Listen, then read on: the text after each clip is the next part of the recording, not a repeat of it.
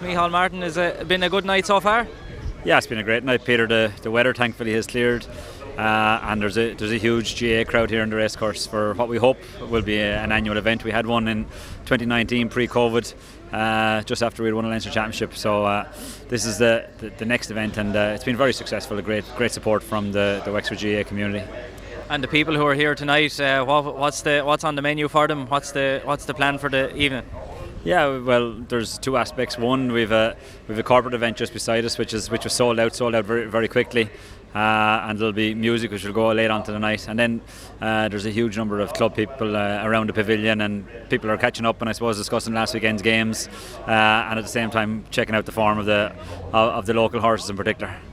And this is obviously one of many different fundraisers that Wexford GAA have throughout the year. What's next on the agenda? We've a couple of events, yeah, and they're necessary fundraisers for the programmes that we're doing. This one in particular is supporting our athletic development programme for secondary schools and for our youth. And our next probably big event, we're planning a dog night, but also a big event in Dublin, which we had, I said, 2 weeks before COVID. We had a fantastic event in Dublin, a networking event in Dublin. And on the 28th of September, we have that Game Changers event with some fantastic speakers. So we're looking forward to, I suppose, reaching out to our Dublin diaspora in the next couple of weeks for that big event. And what does that event entail? It'll be an event hosted by it'll be business and sport, I suppose, hosted by Ivan Yates, and we have some keynote speakers such as Tyg Furlong and other sporting kind of notable sporting personalities, and as well as that, then we have some business people who are of Wexford fame. James O'Connor, who's VP of Microsoft Ireland, Patrick Atkinson, CEO of Chadwick's, and many more. So it's really trying to get an insight into what it takes to be a successful leader in business and sport. Shane, first of all, did you back any winners here this evening? We backed the winner of 2 races ago, Visionary. Peter Fahey's horse was favourite, so there was a tip put up there by Kevin Ryan, so we backed that. But other than that, now it's been no luck. And obviously, other than the football, you do follow horse racing fairly keenly. Yeah, absolutely. It would be a massive passion outside football. Currently in the syndicate, the Good Counsellor syndicate, we used to own.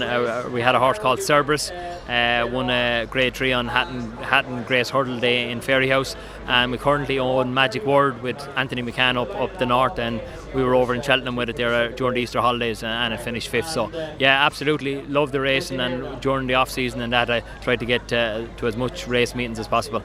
And the event itself, in terms of the corporate dinner and all the rest of it here, was it enjoyable? Absolutely, there's great buzz in there. Look, obviously when Liam Spratt is doing CC, you know, there's great laugh, and it seems to be a good crowd now. It turned miserable, but it didn't seem to deter the crowd, and the atmosphere is great inside.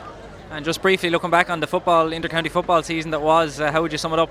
I suppose I'd have to sum it up as so close in so many games, and some fantastic performances. A great win in the championship over Offaly.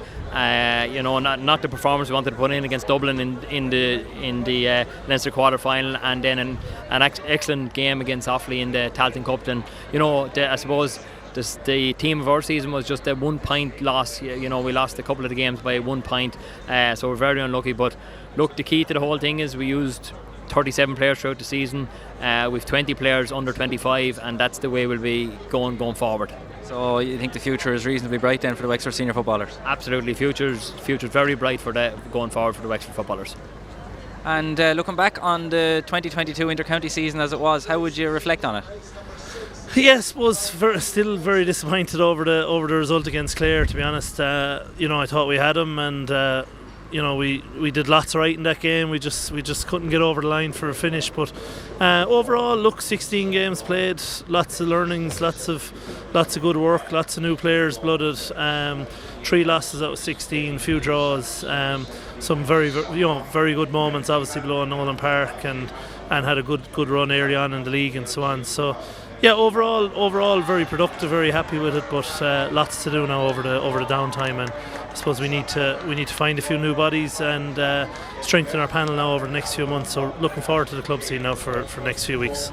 Yeah, I was just going to ask that. The next time we'll see a Wexford team out in senior hurling will be in January. So what's going to be done between now and January? Yeah, like again, as I said, the boys, they're fully focused on club action there, but But look, we're keeping in touch with them. We have a development crew there, some of our kind of 20-year-olds, 21-year-olds who have just left the 20 squad. We met them a few weeks ago, so a lot of them are on gym programs. We meet them once a week, and that's very important because there are loads of good players in that cohort. So ultimately it's about the lads playing their club matches, trying to keep themselves injury free.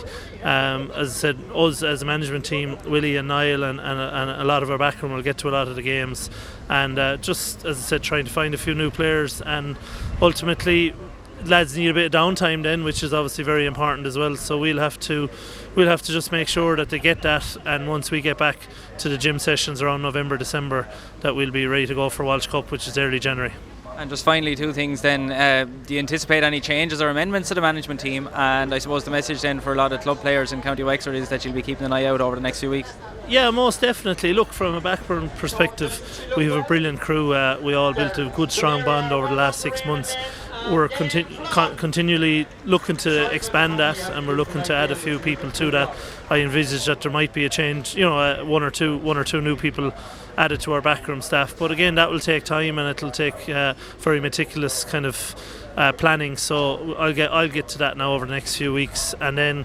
With regards to the club players, I absolutely can't wait to see a lot of the club action. It was a good round of games last Tuesday night. I'm looking forward. I have 3 games now this Sunday that I'm going to, so I'm looking forward to seeing lots of players. I suppose we did look at a lot of players last November and December. I think we were up around 80 players all year, so looking forward to see how they develop. I know some of them burnt it up last Tuesday night in some of the club games, so really looking forward to seeing some of the lads in action, and the door is open for anyone who wants to kick it through now. That's the plan for the next 6 weeks, that we'll find some of them people.